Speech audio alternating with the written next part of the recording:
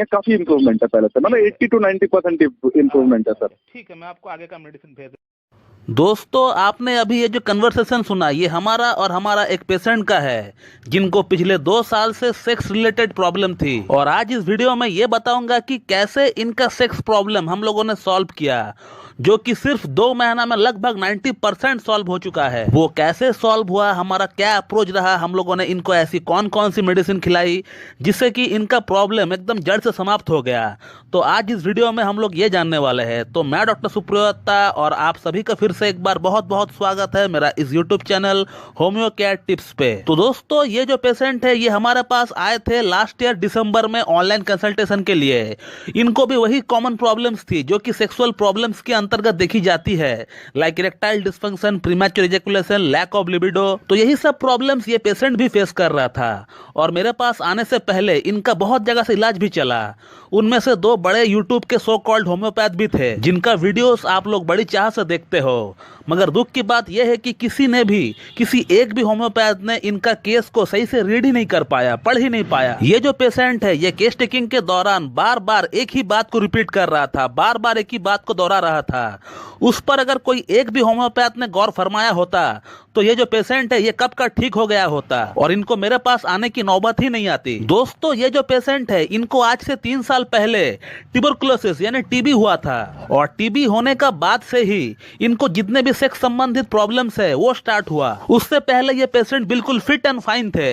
ये पेशेंट बार बार दोहरा रहा था कि मुझे ये प्रॉब्लम्स नहीं थी, लेकिन जब से मुझे टीबी हुआ उसके बाद से ही मुझे ये प्रॉब्लम्स डेवलप हुई है। और उसी के बाद इनको स्टैमरिंग यानी हकलाने का प्रॉब्लम भी स्टार्ट हो गया, जो कि ये पहले नहीं हकलाया करता था। तो सेक्स प्रॉब्लम और स्टैमरिंग ये दोनों ही स्टार्ट हुआ टीबी होने का बाद से, पहले इनको नहीं थी। और जब मैं इस पेशेंट का केस टेकिंग कर रहा था, इस बात को इन्होंने कम से कम 10 बार दोहराया कि सर मैं इससे पहले बिल्कुल भी ठीक था, मुझे कोई भी शारीरिक प्रॉब्लम नहीं थी, लेकिन जब से मुझे टीबी हुआ है उसके बाद से ही ये सारी प्रॉब्लम्स डेवलप हुआ है। और इसी बात से मुझे इस पेशेंट का प्रॉब्लम का जो जड़ था, जो रूट कॉज था, वो मुझे दिख गया था। और वो जड़ है side effect of anti tubercular medication. यानी जब इनको टीबी हुआ था और टीबी के लिए जब इनको एंटी ट्यूबरकुलर मेडिसिन दी गई थी, उसी इंग्लिश मेडिसिन का ये साइड इफेक्ट है। तो अगर आज मेरा ये वीडियो कोई होम्योपैथ देख रहा है तो हमेशा एक चीज को याद रखे, when you ever come across patient who have suffered from bad effects of anti tubercular medication,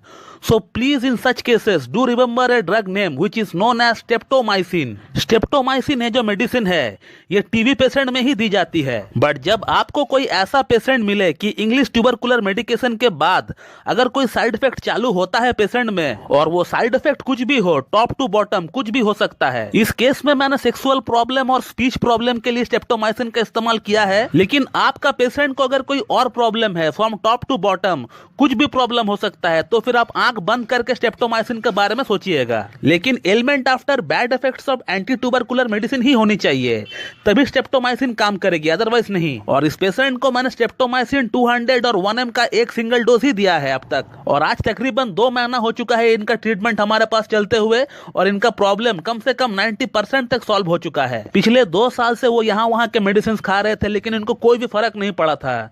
लेकिन हमारे पास सिर्फ 2 ही महीना ट्रीटमेंट इनका चला और इनका प्रॉब्लम कम से कम 80 to 90% सॉल्व हो गया। और इसी के साथ इनका जो स्टैमरिंग प्रॉब्लम थी, जो हकलाने का प्रॉब्लम थी, वो भी कम से कम 60 to 70% सॉल्व हो गया। मैं फिर से चाहूंगा कि आप लोग इस पेशेंट का फीडबैक एक बार पूरा सुने। हेलो जी, मैं बोल रहा था जी। डॉक्टर दत्ता जी जी जी, आपका जो ट्रीटमेंट चल रहा है हमारे पास इरेक्टाइल डिस्फंक्शन, प्रीमैच्योर इजैकुलेशन का, इन शॉर्ट अगर मैं कहूँ सेक्स प्रॉब्लम का जो ट्रीटमेंट चल रहा है 2 महीना से, उसमें कितना इम्प्रूवमेंट आपको हो रहा है? जी डॉक्टर साहब, जो आपका जो मेरा जो चल रहा था दवाई वगैरह, वो तो चल रहा था दिसंबर से, तो बहुत ही अच्छा उसका फीडबैक है मेरे तरफ से। अच्छा। अभी काफी इम्प्रूवमेंट मेरे को इसमें दिख रहा है। अच्छा। पहले जैसे कि काफी दिक्कत था, काफी ये सब मामला में मैंने तो आपको सभी कुछ शेयर किया है। हाँ हाँ, शीघ्र पतन का हाँ, लैक ऑफ।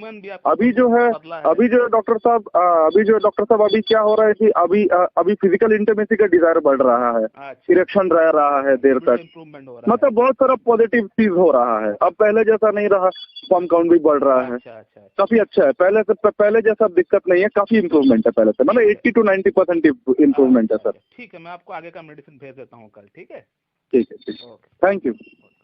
और इस महीना मैंने इस पेशेंट को स्ट्रेप्टोमाइसिन 10 mg का एक सिंगल डोज अभी तक दे दिया है। तो इस वीडियो में आपने ये देखा कि कैसे एक सटीक होम्योपैथिक ट्रीटमेंट की मदद से सिर्फ 2 ही महीनों में impotency, erectile dysfunction, premature ejaculation, lack of libido, semen की क्वालिटी सभी में इंप्रूवमेंट लाया गया है। जबकि किताब में कहीं पर भी स्ट्रेप्टोमाइसिन के बारे में ये नहीं बताया गया है कि ये सेक्सुअल स्पेयर में काम करती है। तो यही है क्लासिकल होम्योपैथी, यही है इसकी खासियत, यही है इसकी सुंदरता।